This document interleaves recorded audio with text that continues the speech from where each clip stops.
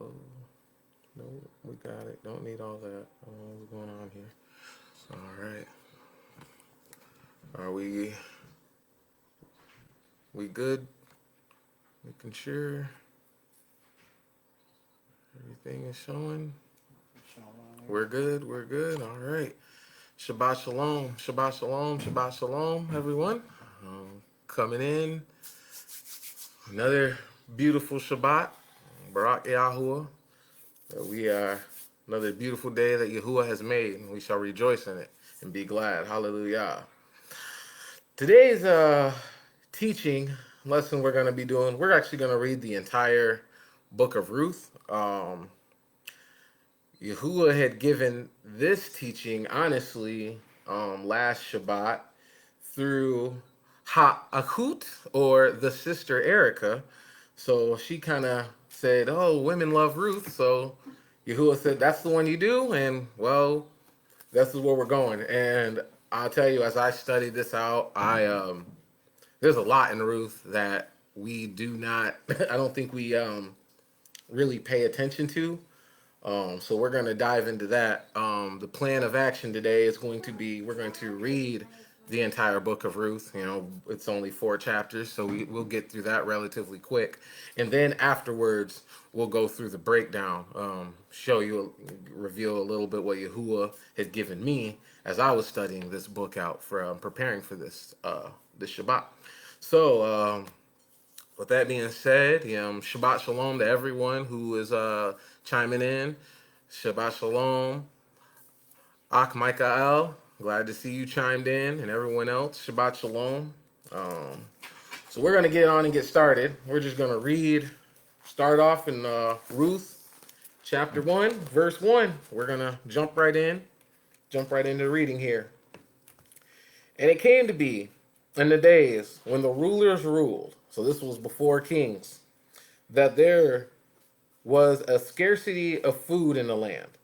And a man from Bethlehem, Yahudah, went to sojourn in the fields of Moab, he and his wife and his 2 sons. And the name of the man was Elimelech, and the name of his wife was Naomi. And the names of his 2 sons were Mahlon and Kilon, Ephrates of Bethlehem, Yahudah. And they went to the fields of Moab and came to be there. Verse 3. And Elimelech, husband of Naomi, died, and she was left with her 2 sons. And they took wives of the women of Moab. Yashraelites taking Moab women. This is interesting when we look at Torah, as we'll see later on, though, what this is really all about. But we'll continue on for now. And they took wives of the women of Moab. The name of the one was Orpah, and the name of the other Ruth. And they dwelt there about 10 years. And Mahlon and Kilon also died, both of them. So the woman was bereaved of her 2 sons and of her husband. Man, Naomi went through it. You know, she not only lost the husband, but she lost both her sons. That's got to be tough. You know, we think we are going through it today in this day and age, and you know, we all go through certain things. But we have to understand. I want to say real quick, Naomi, for all women in particular, but for the women who descend from Yashrael, this is the standard right here. As we're going to read how Naomi handled things, we'll see what the standard is of a righteous woman of Yashrael. All right, we're going to continue on in verse 6. And she rose up with her daughters-in-law and returned from the fields of Moab. For she had heard in the fields of Moab that Yahuwah had visited his people in giving them bread. And she left the place where she was, and her 2 daughter-in-laws with her. And they went on the way to return to the land of Yehudah. So they were going back to Yehudah from leaving Moab. And Naomi said to her 2 daughters, to her 2 daughter-in-laws, Go, return each to her mother's house. Yahuwah show loving commitment to you as you have shown to the dead and to me. Yahuwah grant that you find rest, each in the house of her husband. Then she kissed them, and they lifted up their voices and wept. And they said to her, no, we shall go back with you to your people.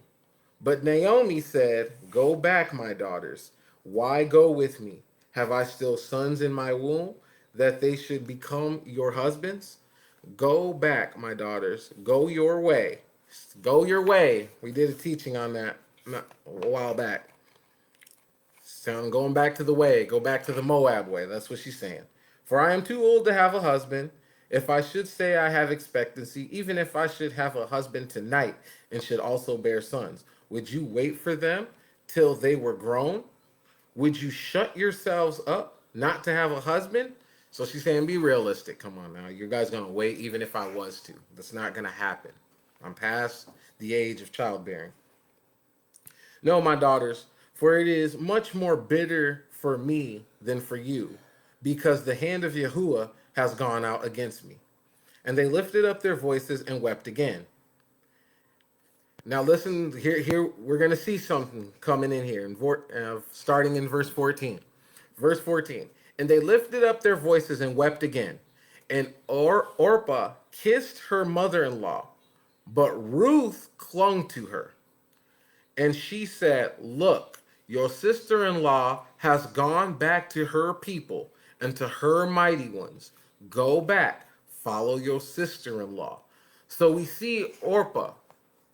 She takes the beginning blessing that Naomi gave, well, as we read. We'll go back real quick into verse 8. And Naomi said to her two daughter-in-law, go return to her mother's house. Yahuwah show loving commitment to you as you have shown to the dead and to me. So the blessing she was pronouncing on them was for them to go their way, for them to leave and go their way. And as we know, Yahuwah had told Abraham, I will bless those who bless you. I will curse those whom curse you. So being that she was a daughter of Abraham, from the seed of Abraham, she pronounced a blessing on, a Moabite person. So what do you think Yahuwah was going to do? Because they blessed Naomi while her husband and while her sons were still alive. They were obviously good wives, good daughter-in-laws. So we see that there was and with them crying and separating, we live in a day now and age, some people can't stand their in-laws. But we see here that there was such a love and bond between them that it was hard for them to break. This is a wonderful thing. It'd be great if the world was ran like that. But we'll continue on in verse 16. But Ruth said, do not urge me to leave you or to go back from following after you. For wherever you go, I go. And wherever you stop over, I stop over. Your people is my people, and your Elohim is my Elohim. That's a statement she made right there. She had an opportunity to go back to everything that she knew, her childhood, everything like that. And she denounced it all. She said, no, your people are my people. Your Elohim, my Elohim. Where you die, I die. And there I shall be buried. She took it the extra notch there. Yahuwah, do so to me and more also, for death itself parts you and me. And when she saw that she was strengthening herself to go with her, she ceased to speak to her. She was like, all right. Naomi's like, enough. All right, I see. Let's go. Let's go back to Yehuda. Verse 19. And both of them went until they came to Bethlehem. And it came to be when they had come to Bethlehem that all the city was moved because of them. And they said, is this Naomi? And she said to them, do not call me Naomi. Call me Mara. For the Almighty has dealt very bitterly with me. I went out filled, and Yahuwah has brought me back empty. Why do you call me Naomi, since Yahuwah has witnessed against me, and the Almighty has done evil to me? Continue on. Thus Naomi returned, and Ruth the Moabitess, her daughter-in-law, with her, who returned from the fields of Moab. And they came to Bethlehem at the beginning of barley harvest. Verse, we're going jumping into 2 now. And Naomi had a relative. We're gonna go over all these points after we read through. Like I said, I just want to read through so we understand. So when we go through the breakdown, we'll see it. And Naomi had a relative on her husband's side, a man of great wealth of the clan of Elimelech, and his name was Boaz. And Ruth, the Moabitess, said to Naomi, please let me go to the field and glean heads of grain after him in whose eyes I find favor. So she said to her, go, my daughter. And she left and went and gleaned in the field after the reapers.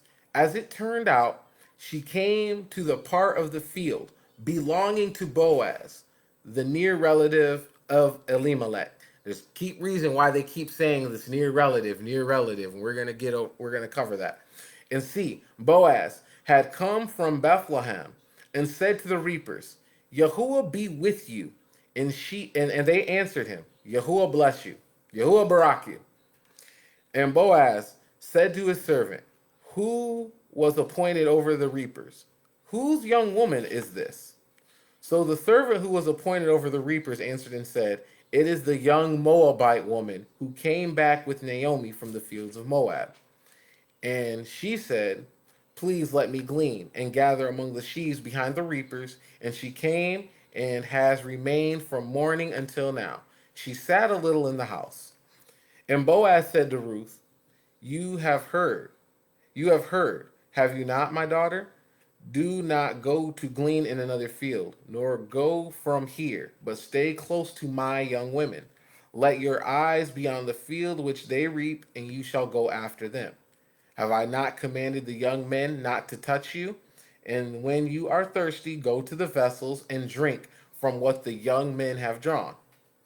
In verse 10, and she fell on her face, bowed down to the ground, and said to him, why have I found favor in your eyes that you should take notice of me, seeing I am a foreigner?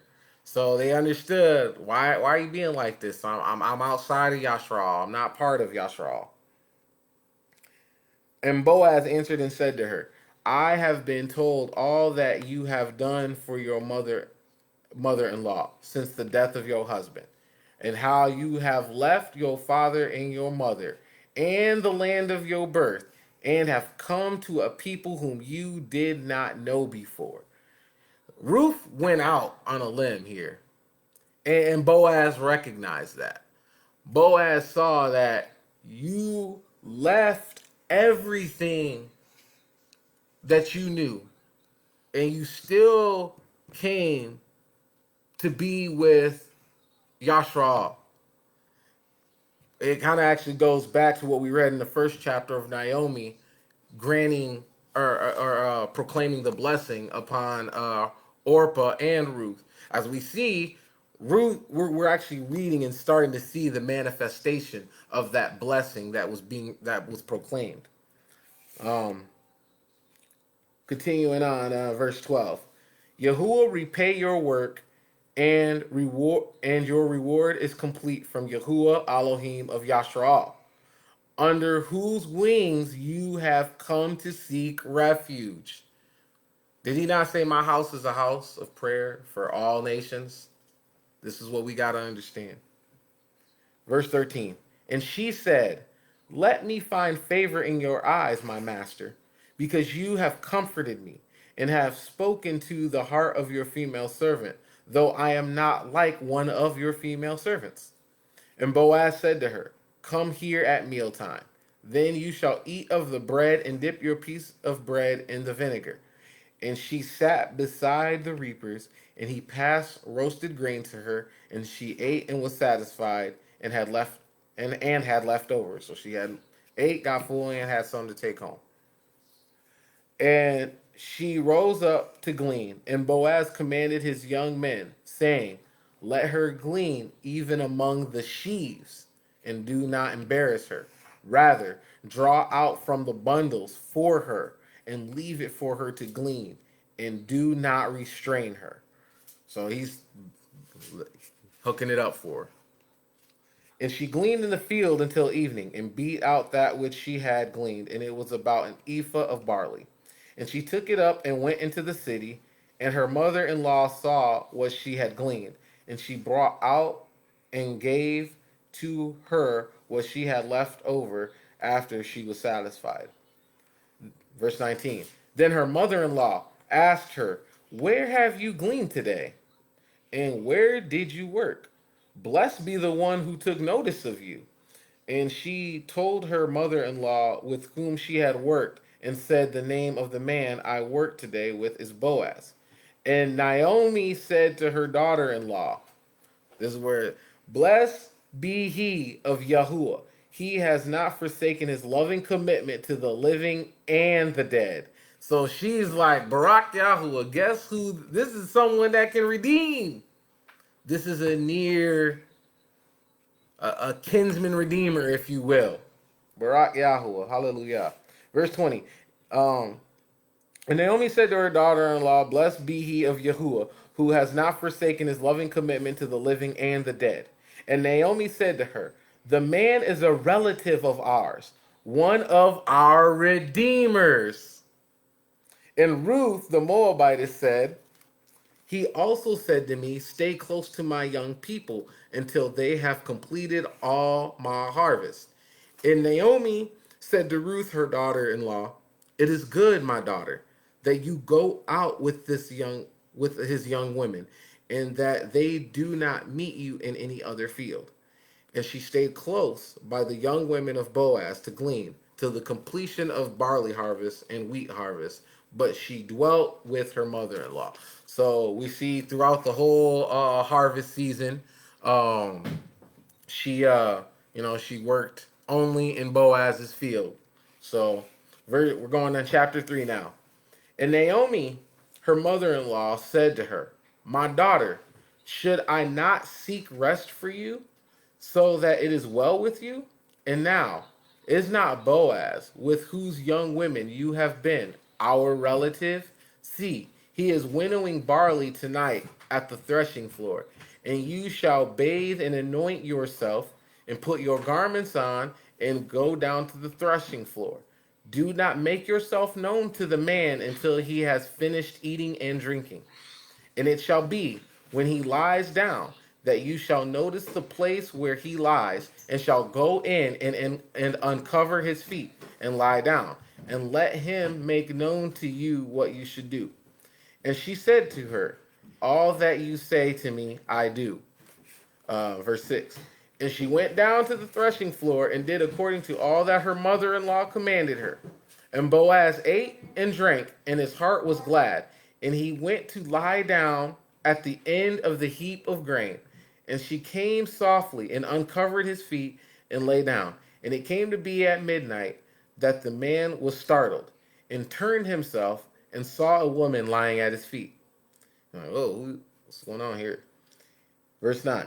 And he said, "Who are you?" And she answered, "I am Ruth, your female servant. Now you shall spread the corner of your garment over your female servant, for you are a redeemer." And he said, "Blessed are you of Yahuwah, my daughter, for you have shown more loving commitment at the end than at the beginning, not to go after young men, whether poor or rich." So she knew, she followed Torah, which we're gonna go over, and we're gonna see that. Verse 11. And now, my daughter, do not fear. All that you say, I do for you. For all the people of my town know that you are a capable woman. She was Proverbs 31. And now, it is true that I am your redeemer. However, there is a redeemer nearer than I. We're going to cover this. Stop over tonight, and in the morning it shall be that if he does redeem you, good, let him redeem. But if he is not pleased, to redeem you, then I shall redeem you, as Yahuwah lives. Lie down until morning. In verse 14, and she lay at his feet until morning, and she arose before one could recognize another. And he said, let it not be known that the woman came to be, or let it not be known that the woman came to the threshing floor. Verse 15. And he said, bring the shawl that is on you and hold it. So she held it, and he measured 6 measures of barley and laid it on her. And she went into the city. And when she came to her mother in law, she said, is that you, my daughter? And she explained to her all that the man had done for her. So she followed the instructions of her mother in law. I'm going to stop right here to say that. She followed the instructions of her mother in law.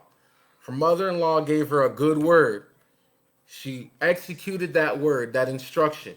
And when she ends, now we're seeing blessings. As she obeyed, she was blessed.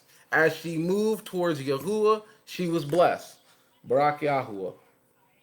In verse 17, and she said, he gave me these 6 measures of barley, for he said to me, do not go empty-handed to your mother-in-law. And she said, wait, my daughter, until you know how the matter falls.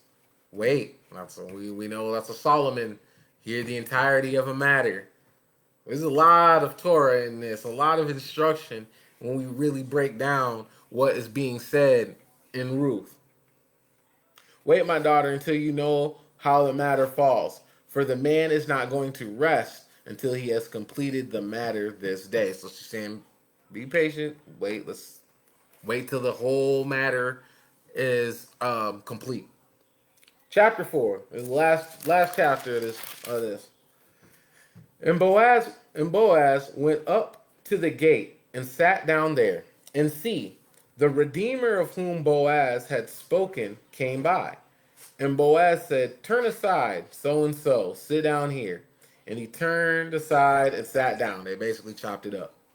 And he took 10 men of the elders of the city and said, sit down here. So they sat down.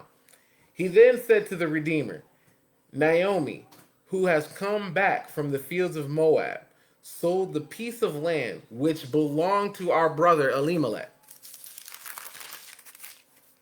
And I thought that I should disclose it to you, saying, buy it back in the presence of the inhabitants and the elders of my people. If you do redeem it, redeem it. But if you do not redeem it, inform me, so that I know. For there is no one but you to redeem it, and I am next after you. See, we're seeing there's a order to this. There's an order to redeeming. And he said, I redeem it. And Boaz said, on the day you buy the field from the hand of Naomi, you shall also acquire Ruth the Moabitess, the wife of the dead, to raise up the name of the dead on his inheritance. And the Redeemer said, I am not able to redeem it for myself, lest I ruin my own inheritance. Redeem my right of redemption for yourself, for I am not able to redeem it. So he's saying I'm not redeeming it. So that put Boaz next in line to redeem. And this was formally done in Yashra'al concerning redeeming and exchanging, to confirm every word.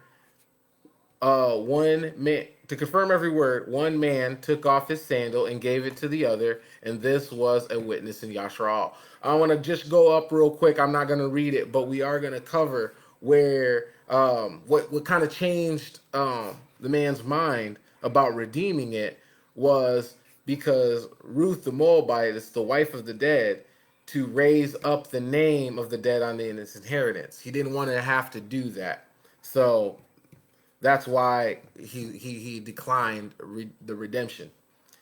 So verse 8. So the Redeemer said to Boaz, buy it for yourself. Then he took off his sandal, and Boaz said to the elders and to all the people, you are witnesses this day that I have bought all that was Elimelech's and all that was Kelon and Mahlon's from the hand of Naomi. So we see The Elimelech and his sons, this was their inheritance. This was their inheritance. Boaz bought it, and he's making it. This is pretty much signing the deed with the witnesses, how we do in our day. This was their form of transferring deeds and purchasing. All right, verse 10. And also, Ruth the Moabitess, the wife of Mahlon, I have acquired as my wife, to raise up the name of the dead on his inheritance, so that the name of the dead should not be cut off from among his brothers and from the gate of his place. You are witnesses today. And all the people who were at the gate and the elders said, witnesses, Yahuwah make the woman who is coming to your house as Rachel and Leah, the two who built the house of Yashraal. Look at this blessing that the witnesses of Yashraal are putting on a Moabite woman. That's for you, for the campers out there. If you're trying to always base things on race and things, right here, a whole woman that is a Moabite, and we're gonna cover this about Moabite too. This is where it gets very interesting soon. So we see this blessing. She's getting a blessing of being as the mothers of Yashraal, if we will. The mothers of Yashraal. We know it was 4 women that fathered the entire house of Yashraal, all 12 tribes. But we also understand the 2 women were handmaids to Rachel and Leah. So that's why you see the 2 women here. The 2, so she's getting this blessing of patriotic status. She's getting, as I believe it's spoken in Isaiah, that Yahuwah has said, she is getting a name greater than sons and daughters, as he said about those that joined to the covenant. Verse, where was I at? Okay, continue. Verse 11. And prove your worth in Ephrathah, and proclaim the name in Bethlehem. And let your house be like the house of Peretz, whom Tamar bore to Yehudah, of the seed which Yahuwah does give you from this young woman. And Boaz took Ruth, and she became his wife, and he went into her, and Yahuwah granted her conception, and she bore a son. And the women said to Naomi, blessed be Yahuwah, Barak Yahuwah, that's what they were saying, who has not left you this day without a redeemer. Yahuwah won't leave us without a redeemer, people. I hope we're seeing this. Yahusha is our redeemer. And this is an interesting part. Let's see this. All about this redeemer thing.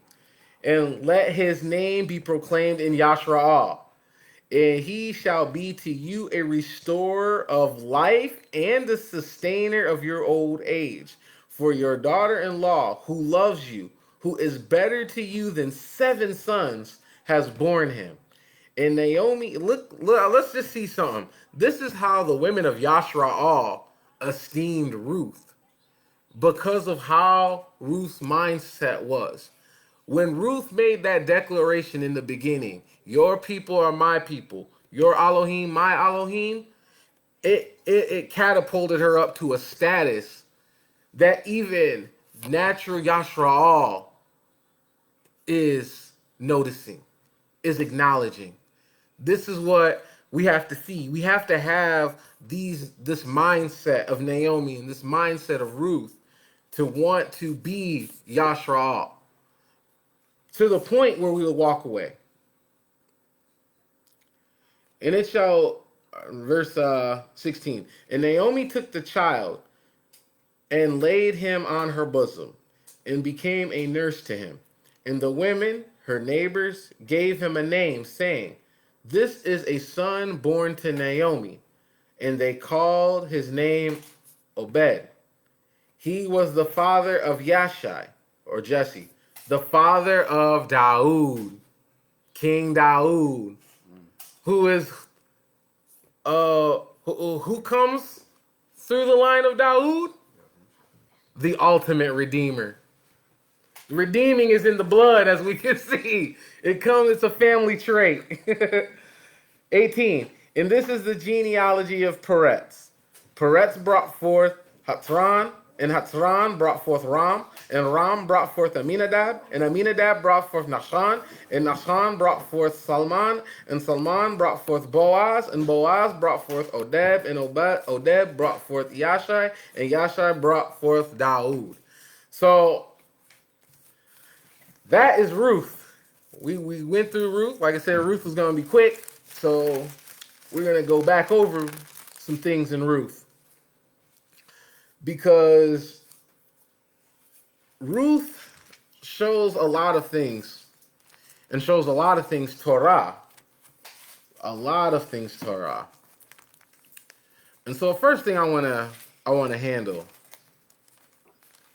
we're going to go to Deuteronomy 7. I think it's Deuteronomy 7. Wait, no, excuse me, not Deuteronomy 7.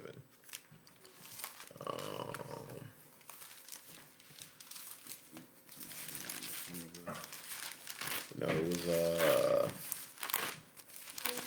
trying to find it here. We're speaking about. Actually, hold on just a second. I had it pulled up earlier. Okay, sorry, Deuteronomy 23. Didn't write it down, but I knew what I wanted. Deuteronomy 23. We're just gonna read the first few verses. We'll get down to where I was going to for the Moabite. So Deuteronomy 23, verse 1. He who is wounded by crushing of testicles or whose penis is cut off shall not enter into the community of Yahuwah. A mamzer or someone born from a prohibited union shall not enter the community of Yahuwah, even to the 10th generation. His shall not enter the community of Yahuwah. Verse 3, this is where I was hitting. An Ammonite or a Moabite, Ruth was a Moabite, shall not enter the assembly of Yahuwah. Even a 10th generation of them shall not ever, shall not ever, enter the assembly of Yahuwah. Why is that? Let's go on in verse 4. Because they did not meet you with bread and water on the way when you came out of Mitzrayim, and because they hired against you Balaam, son of Beor, from Pethor of Aram Naharim, to curse you. So, verse 5, but Yahuwah your Elohim refused to listen to Balaam, and Yahuwah your Elohim turned the curse into a blessing for you, because Yahuwah your Elohim loves you.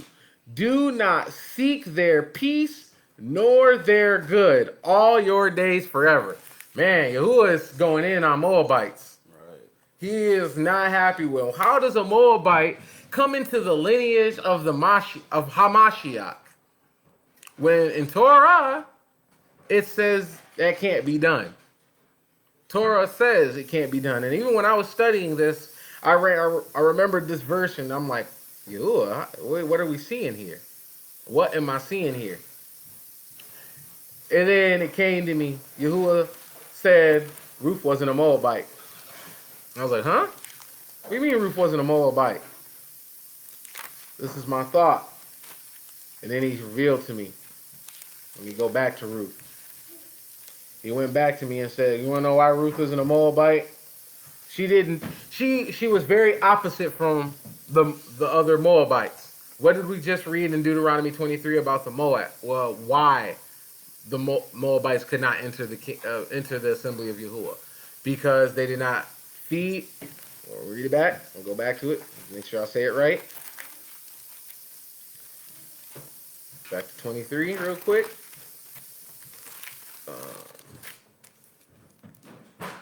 What was it?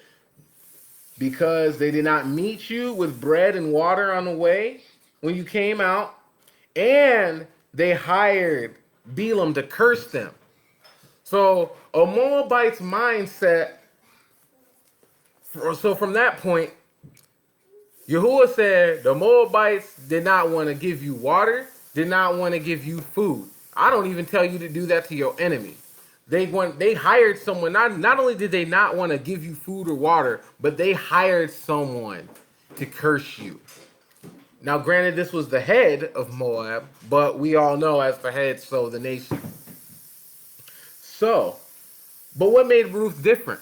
Because she was a Moab. She was from Moab. This is what made her different. This is what made her different. Yahuwah showed me.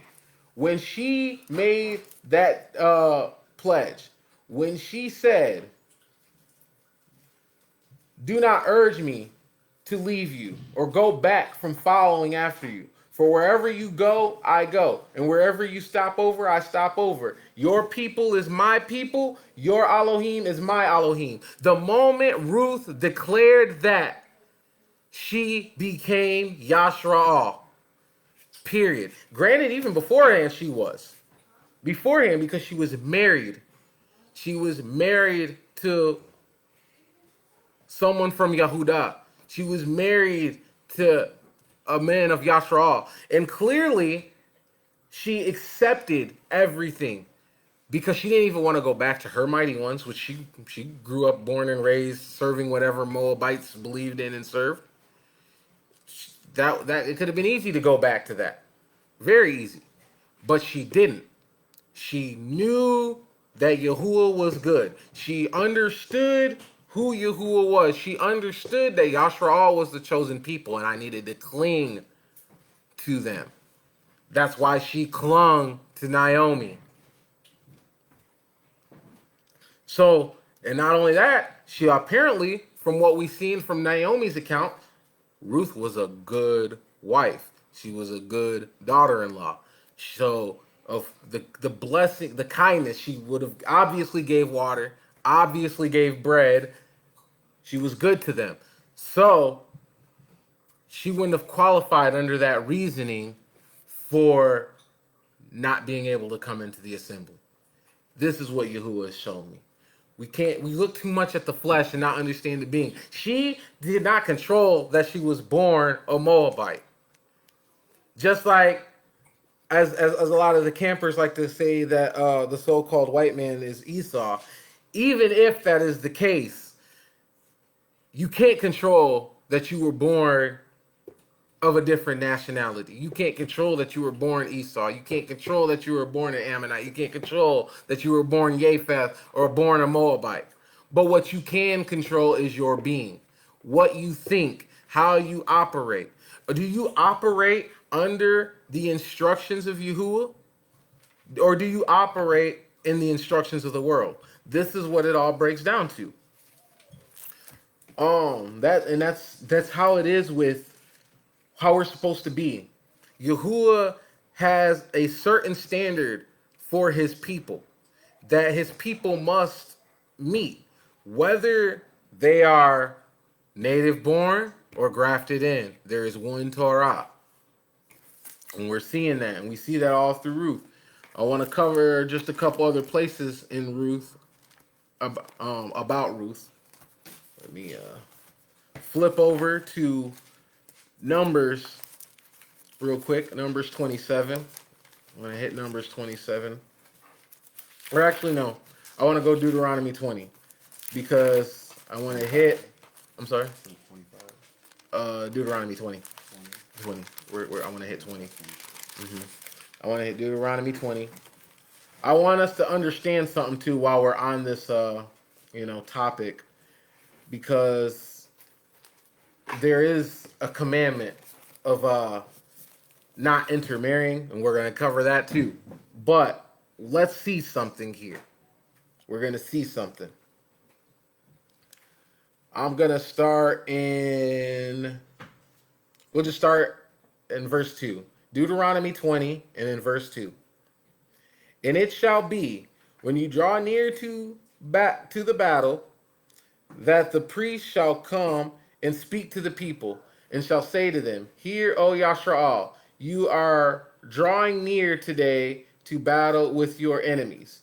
Do not let your heart faint. Do not fear or tremble or be afraid before them. For Yahuwah your Elohim is he who goes with you to fight for you against your enemies, to save you. And the officers shall speak to the people, saying, Who is the man who has built a new house and has not dedicated it? Let him go and return to his house, lest he die in battle and another man dedicate it. I'm going to jump down to Um, gonna jump down to verse 10.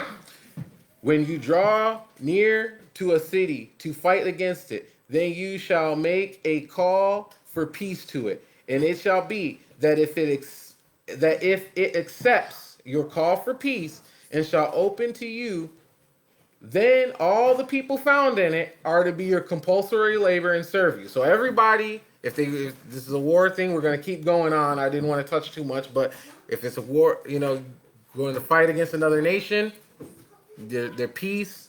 If they're peaceful, there's no bloodshed. They become servants. This is how it goes. But verse 12, but if it does not make peace with you and shall fight against you, then you shall besiege it, and Yahuwah your Elohim shall give it into your hands, and you shall strike every male in it with the edge of the sword. So every male must go. You got to get rid of that seed, that potential seed of wickedness, or that child may raise up and become a hindrance.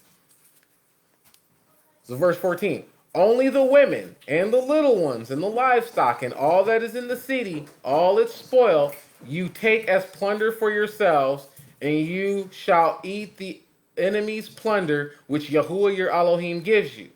Do so to all the cities, all right, all the cities which are far from you.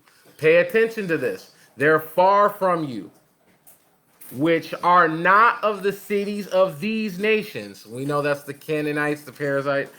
Only the cities of the peoples which Yahuwah your Elohim gives you as an inheritance, you do not keep alive any that breathe. But you shall certainly put them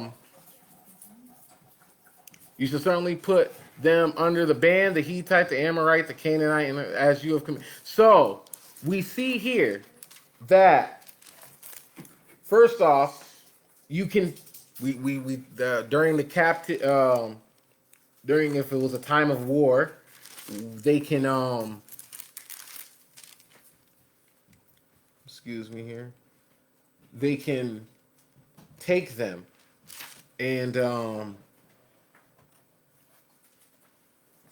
where was I looking for? I was looking for something else here. But we see that's with all their cities except for the 7 nations mentioned. I want to point out too, even in verse 18, it says the reason why. You know what I'm saying? That they teach you not to do after their abominations. Exactly. That's all it's about, is not bowing down and learning from the other nations. I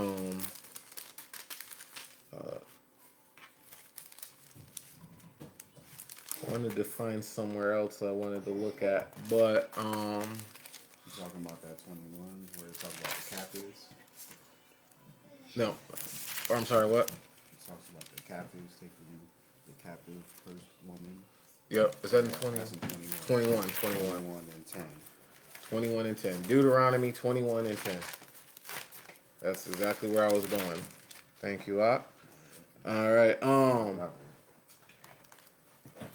All right. So continuing on, we read about the instruction about war and how you to handle women of war and children of war that are outside the 7 nations. And it says in verse 10, when you go out to fight against your enemies, and Yahuwah your Elohim shall give them into your hand, and you shall take them captive, and shall see among the captives a woman fair of form, and shall delight in her, and take her for your wife. Wait a minute. So it says you're fighting against your enemies. So obviously this is not Yashraal. These are the far nations. What does it say? And you shall see among the captives of women fair form, and shall delight in her, and take her for your wife. Then you shall bring her home to your house, and she shall shave her head, and trim her nails, and put aside the mantle of her captivity, and shall dwell in your house, and mourn her father and her mother a month of days. So she's mourning the month of days because she knows that's all cut off. That whole family, that's cut off. And after that, you shall go into her and be her husband, and she shall be your wife. And it shall be, if you are not pleased with her, then you shall let her go at her desire. But you do not sell her at all for silver. Do not treat her harshly, since you have humbled her. You have to treat her just like you would treat a Yashraal wife at that point. We see in this woman is not of Yashraal. But we have people that say you can't intermarry. You're not supposed to intermarry. Let's go to that. Let's go to that right now. Deuteronomy 7. Deuteronomy 7. And we're going to start in the first verse. When Yahuwah your Elohim brings you into the land which you go to possess, he shall also clear away many nations before you. What nations are he clearing away? The Hittite and the Girgashite and the Amorites and the Canaanites and the Perizzites and the Hivites and the Jebusites. 7 nations greater and mightier than you. And when Yahuwah your Elohim gives them over to you, you shall strike them and put them under the ban completely. Make no covenant with them, and show them no favor. And do not intermarry with them. You do not give your daughter to his son, and you do not take his daughter for your son. For he turns your sons away from following me, to serve other mighty ones. Then the displeasure of Yahuwah shall burn against you and promptly destroy you. So wait, we just read in verse 3, they said don't intermarry with them. But who did he say not to intermarry with? The 7 nations, the nations that had possessed Yashraal. They were the ones cut off. They were the ones that were completely put under the ban. Yahuwah had declared. But that did not mean you were to treat every other nation like that. You were not supposed to go to war and fight every other nation, put them completely under the ban. Hey, we just read Torah. We just went through Torah. That shows that. And I just wanted to touch that real quick while we were on that. But we're going to jump to just a couple more places here, and then we'll be wrapping up. Numbers 27. So we're going to jump back into the main point of Ruth about how that whole situation was Torah. So in Numbers 27, Book of Numbers, chapters 27. Verse 1.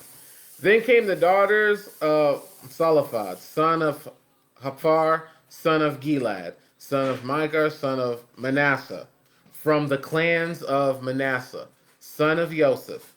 And these were the names of his daughters, Mala, Noah, and Hagla, and Milcah, and Tirska. And they stood before Moshe and before Eleazar the priest. This is when Eleazar was priest. And before the leaders and all the congregation by the doorway of the tent of appointment, saying, our father died in the wilderness, yet he was not in the company of those who were met together against Yahuwah in company with Korah, but he died in his own sin. And he had no sons. Why should the name of our father be removed from among his clan? Because he had no son.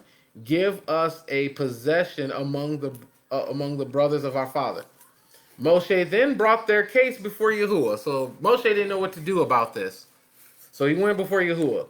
Verse 6, and Yahuwah spoke to Moshe, saying, the daughters of Zelophehad speak what is right. You should certainly give them a possession of inheritance among their father's brothers, and cause the inheritance of their father to pass to them.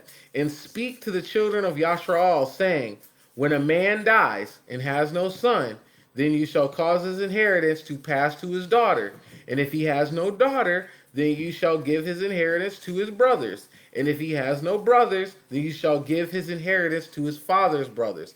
And if his father has no brothers, then you shall give his inheritance to the nearest relative in his clan, and he shall possess it. And it shall be to the children of Yashra'al a law of right ruling, as Yahuwah commanded Moshe.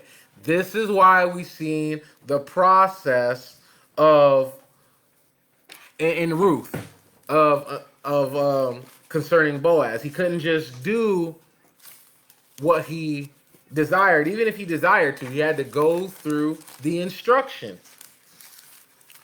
We're going to Deuteronomy 25. Let's see here. And we're going to read in verse 5. This is going to be another thing. This was why Boaz had to redeem and not the nearest redeemer, because he didn't want to do this part of the inheritance, this part of the instruction. So Deuteronomy 25 and in verse 5. When brothers dwell together and one of them has died and has no son, okay, the widow of the dead man shall not become a stranger's outside. Wait a minute, wasn't Ruth the widow of a Yehudai? If I remember correctly, what we just read in Ruth, Naomi's sons, weren't they both not of Yashral? And did they not both take wives? And did they not die? So they were widows?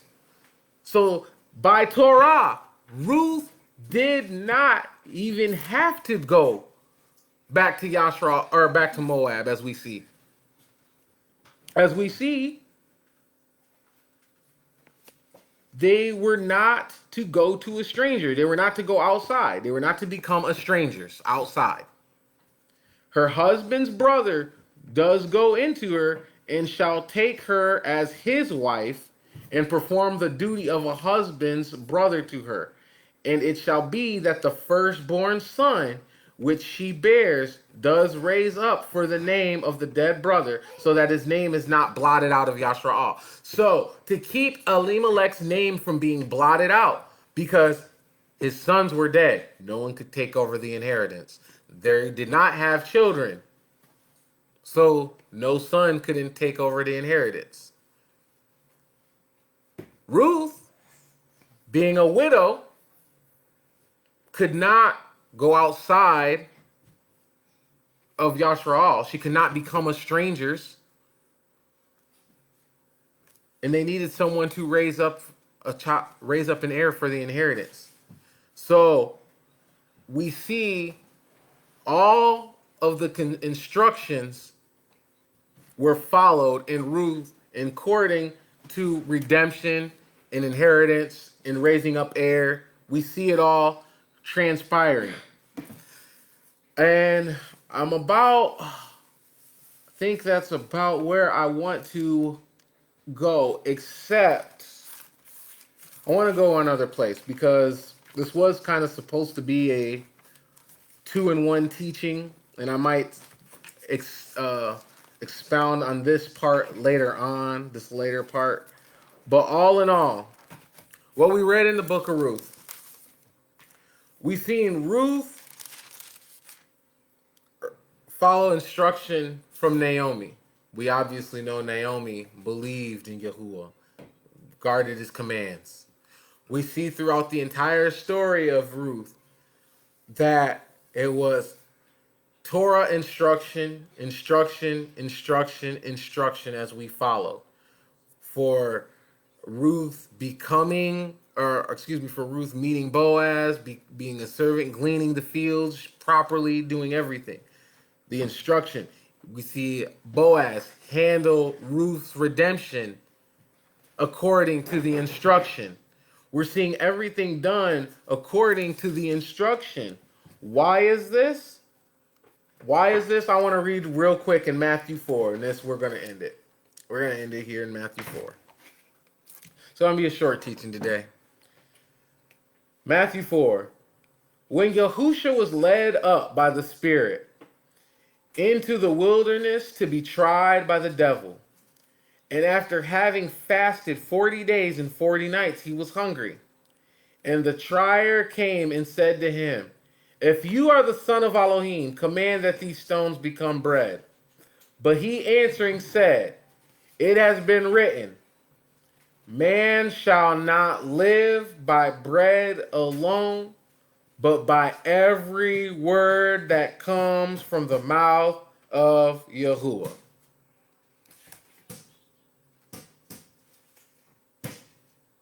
Man does not live by bread alone, but by every word of the mouth of Yahuwah. We see the life of Ruth. We get a glimpse of it. And what do we see?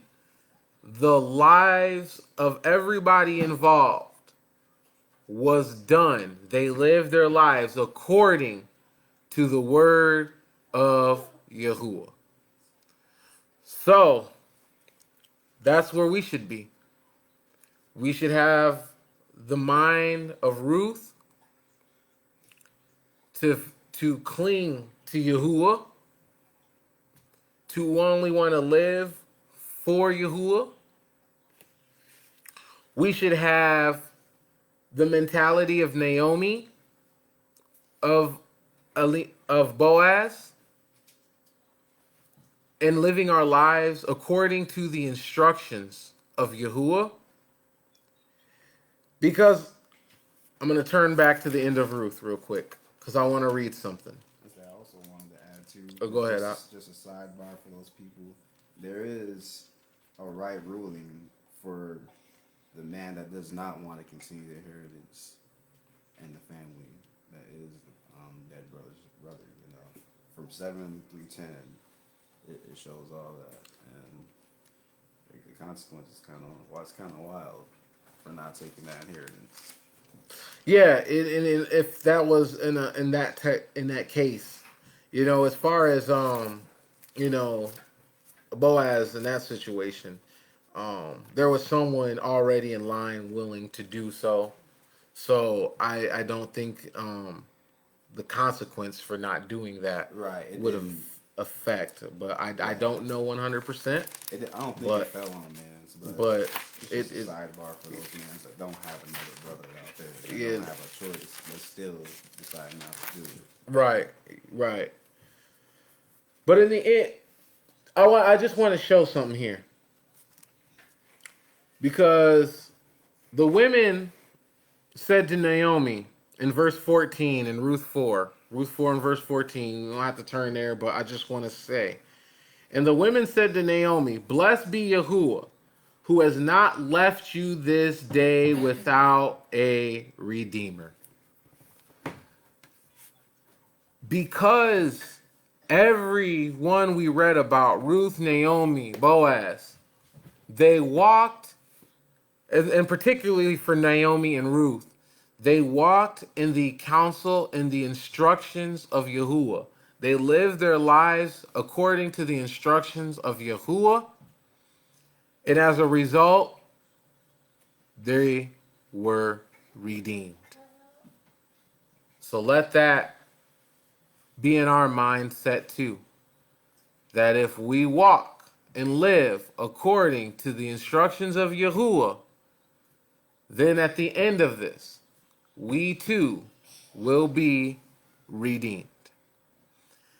That's all I got. That's all Yahuwah had given me. So I pray this lesson will be encouragement, edifying to all that may watch. I want to say again, Shabbat Shalom to everyone that is watching now. Shabbat Shalom to all those that may watch later. I pray Abba Yahuwah will bless you, shine his face upon all that watch, whether now or later, and just builds you up in the Ruach. Grow your relationship with Yahuwah, grow and get to know his son Yahusha, and just to shine his face upon all, and be and just allow Him to live and manifest in your lives. And I pray that upon all who watch, and again, Barak Yahuwah, may He Barak all of you, and Shabbat Shalom.